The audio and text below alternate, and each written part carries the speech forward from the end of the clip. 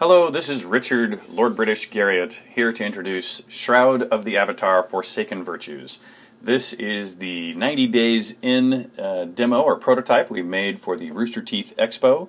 As I noted there, we're only 3 months after the end of our Kickstarter, where we've taken the early prototype that we built with off-the-shelf tools and art, etc., and I'm now building the real games. We're 3 months into an 18-month schedule, but we would like to show the community and everyone the game in progress as we're building it, but please keep in mind the early state of our evolution and as we and judge features appropriately, shall we say. But let us begin. When we start in Shroud of the Avatar, we're going to start outdoors in the outdoor map, the overland map, and we're going to go off exploring for adventure and resources for crafting. As everyone who is familiar with our previous work in Ultima, you know how important to us the professions beyond adventuring are. So in this case, we're going to go off here into these woods. We're going to zoom down into a close-up view of those zooms, about a kilometer. Each of these zones is, approximately a kilometer on a side. And now you can see we're running through the forest looking for some resources. In this case, I'm in search of some resources to build some furniture for my home. Along the way, I've run into this spider who's going to try to stop our paths. And you'll notice that the combat right now is in a very simple state. But the combat will become more sophisticated, of course, over time. It's just a simple stand toe-to-toe and fight at the moment. But you may also have noticed that the amount of user interface on screen now, or even during combat, is quite minimal. And that's one of our goals as a project, is to keep the viewport into the virtual world as clean and uncluttered as possible. In this case, we've found a suitable looking tree here that we might be able to harvest for some good hardwoods. Sure enough, we get a few logs out of it, and we'll keep chopping on it and see what else we might, how much we might be able to extract. Got another good log from it. Here we are on our third time, and like there, that seems to have taken the tree down. So that's our indication that that's about as much resources as this particular tree is going to give up on this path. So now we'll go back to the outdoor map and head back into town to see what we might be able to make with the resources we've just acquired. Stepped over to the village, zoomed down into the village. Here we are above a little town called Owl's Head. If we look around, you may have heard a little buzzing sound. What was that? Ah, I see. It's a little Tesla tower that is here in this town, offering a bit of protection. So this is actually one of the relatively safe towns compared to some that are further afield. As we go through here, you'll notice the other NPCs are milling about and barking and preparing for conversation. But here in front of our own house, you'll see a couple of crafting stations. This first station is a sawmill. And the sawmill, as you can see, can be used for a variety of purposes. If you put a log on the top of that sawmill, it broke it down into boards and dowels, which might be useful for making things like tables and chairs. You'll see that also if you put a board on it and use it, it breaks that board down into dowels.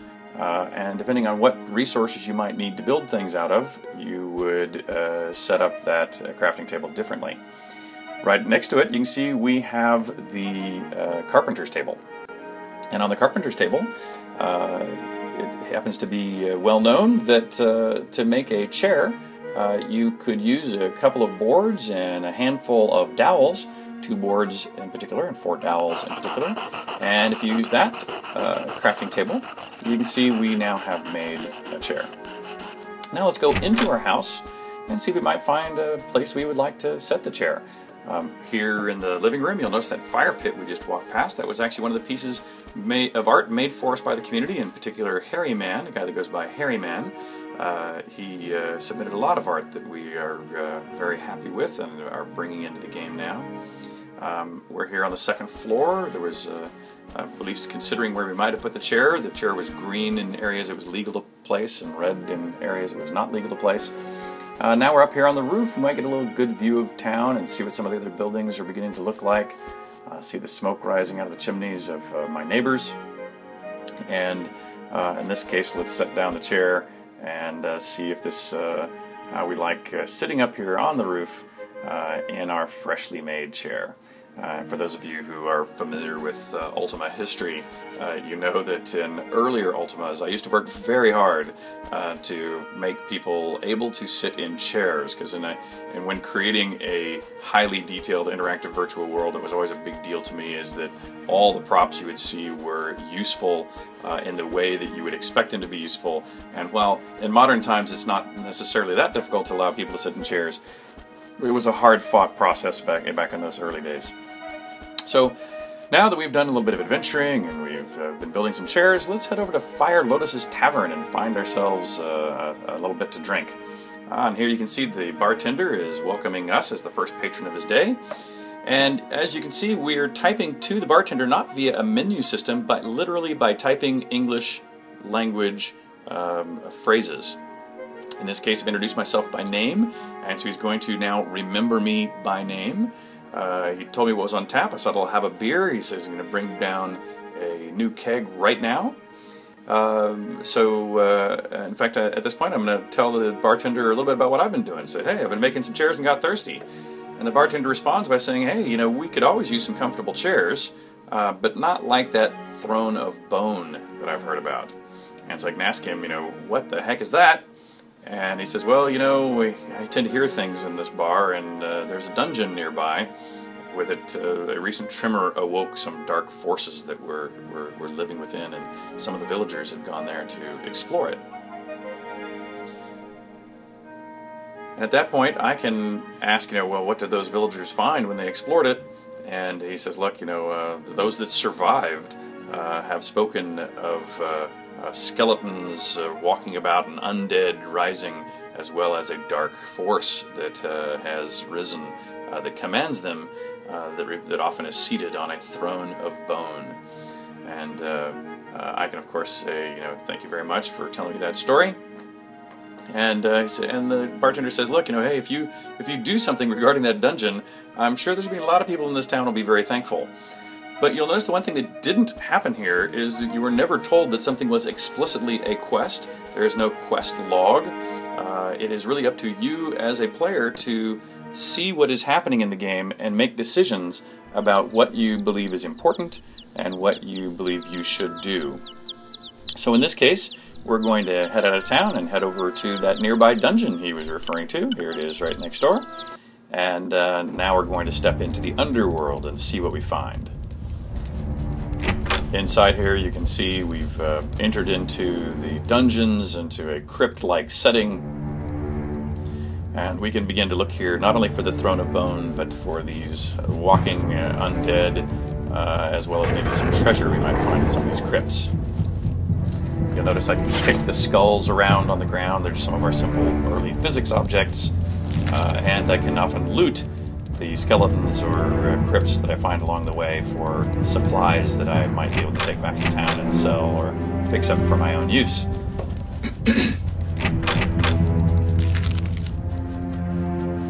As I explore a little farther, you can see I'm still finding some treasure here and there. But I see in some of these side crypts the walls are being burst out and some of those skeletons are being in delayed chase. But today, instead of stopping to fight them, we'll try to see if we can make it through to the deeper recesses of this pit and try to find the malevolent force that is driving this evil and perhaps recover that throne of bone to put in my own home. As I proceed down, in addition to the undead, you'll see there's plenty of spiders and spider webs and bodies laying about. But in addition to monsters to fight, there are often puzzles to figure out as well. And here in this room, across the room was a gate that won't be open, and I can't actually finish until I solve a bit of a puzzle here. But along the way, I continue to find little bits of loot. And this puzzle is a puzzle about torches, where you have to turn all the blue torches to red. Each torch changes itself as well as its neighbors. In this case, I knew the solution, so I try to run through here to get you as far into this experience as possible. Another kind of puzzle here, the spike traps. I have to wait until the spikes go down before I can run across. There's a doorway here that was filled in that I can bust down, and that lets me into the final chamber here, where up on the top of that dais is the Grand Lich, who is in fact in charge of this deadly place. I can run up here and have a little combat with him. Again, this is still very early combat. Later on, you'll have, of course, much more sound effects, the ability to cast magic, be a much more interesting combat, but here you begin to see is the beginning of the way this would take place.